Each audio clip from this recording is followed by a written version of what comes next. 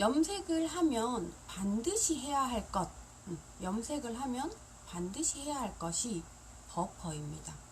pH가 아니라 버퍼입니다.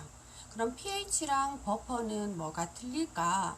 그거는 제 예전에 동영상 보면 있어요. 원래는 사전적으로는 의미는 같은 말이지만 지금 우리 재료상 우리가 지금 미용업계에서는 조금 다르게 나오고 있어요. pH 같은 경우는 말 그대로 pH를 조절해 주는 것, 알칼리와 산성 사이를 조절해 주는 것을 pH라고 얘기를 하고요. 그리고 버퍼 같은 경우에는 어떤 집은 알칼리와 산성을 조절해 주는 pH의 기능도 가지고 있지만 일단 버퍼는 남아있는 잔여물질을 제거해 주는 기능을 가지고 있는 게 확실하다고 보시면 돼요. 그래서 이왕이면 하나로 된 걸 쓰시는 게 제일 좋겠죠. 버퍼의 기능 중에 pH의 기능까지 같이 되어 있는 걸 쓰시는 게 가장 좋습니다. 일단 가장 중요한 기능이 버퍼의 기능은 머릿속에 남아있는 잔여물질을 빼내주는 게 버퍼의 기능입니다.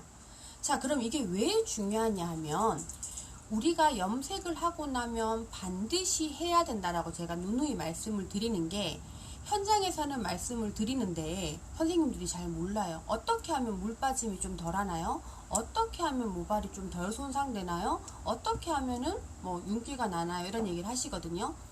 근데 생각을 해보면 가장 중요한 게 알칼리는 문을 열고 산성은 문을 닫는다라고 얘기를 했죠.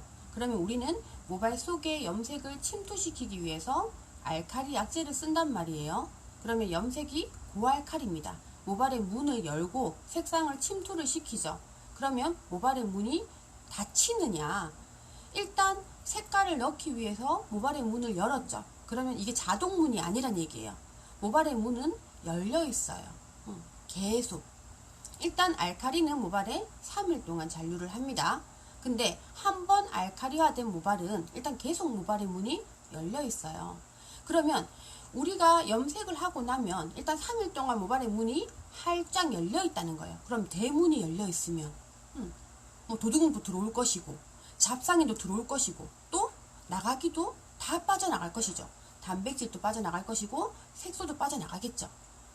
그렇기 때문에 이 모발의 문을 다시 닫아주는 역할을 하는 게 버퍼예요. 그래서 우리가 염색을 하고 나면 고객이 집으로 가기 전에 반드시 문을 닫아 주어야 합니다. 그게 버퍼입니다. 그래서 우리가 남아있는 잔여물질을 빼내주는 역할을 하는 게 버퍼다 라고 생각을 하시면 되는데, 자, 근데 우리가 제품 뒷면에 보면 이렇게 적혀 있어요. 샴푸 하시기 전, 염색 시술 후 샴푸 하시기 전 3분 전에 뿌리고 해라. 근데 염색을 바르고 난 상태에서 뿌리면 전혀 아무런 효과가 없습니다. 일시적으로는 pH가 떨어지지만 남아있는 알칼리는 절대 제거를 하지 않아요. 왜? 염색량은 이만큼 묻어 있는데 내가 분무기로 조금 뿌린다고 해서 그게 없어지나요? 말이 안 되죠. 샴푸대에 가서 샤워기로 염색약을 충분히 다 씻어내고 머리만 남았을 때 그때 버퍼를 충분히 뿌려주시고 2, 3분 정도 방치 후에 헹궈내시고 샴푸하고 트리트먼트 하시면 됩니다. 그렇게 하시면 모발의 pH도 떨어질 뿐더러 모발의 잔여물질이 빠져나옵니다. 그러면 모발이 훨씬 윤기가 더 나고 색상의 물 빠짐도 훨씬 덜하다는 것을 느끼실 수가 있어요. 그래서 선생님들이 염색을 하고 나면 또 펌을 하고 나면 반드시 해야 될 게 버퍼라는 거, pH가 아니라는 거. 그러니까 pH는 pH만 조절해 줄 뿐이지 알칼리라는 자체를, 화학물질 자체를 빼내줄 수는 없어요. 그렇기 때문에 버퍼로 남아있는 잔여물질을 반드시 제거해 주어야 된다는 것을 잊지 마시고, 이것도 하나의 고객 서비스가 될 수 있기 때문에 내가 정확한 시술을 해준다면 고객이 집에서 혼자는 못하잖아요. 왜? 버퍼가 안 파니까. 고객이 지금 살 수 있는 버퍼는 없기 때문에 미용실에 와야지만이 전문적인 서비스를 받을 수 있기 때문에 미용실에서 와야지만이 우리가 화학적인 시술을 했을 때 정확히 빼내줄 수 있다. 이것도 내가 어떤 마케팅을 생각을 해낼 수가 있겠죠. 우리 집은 다른 집이 하지 않는 남아있는 잔여물질을 모두 빼내주는 시술까지 하고 있다.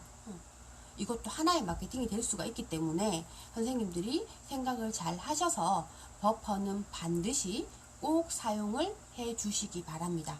자, 그러면 또 하나의 팁을 주자면 염색이나 펌을 하고 난 후에 집에 가기 전에 제가 반드시 버퍼를 하라고 했지만 제가 남아있는 잔여물질을 빼내는 게 버퍼라고 했죠.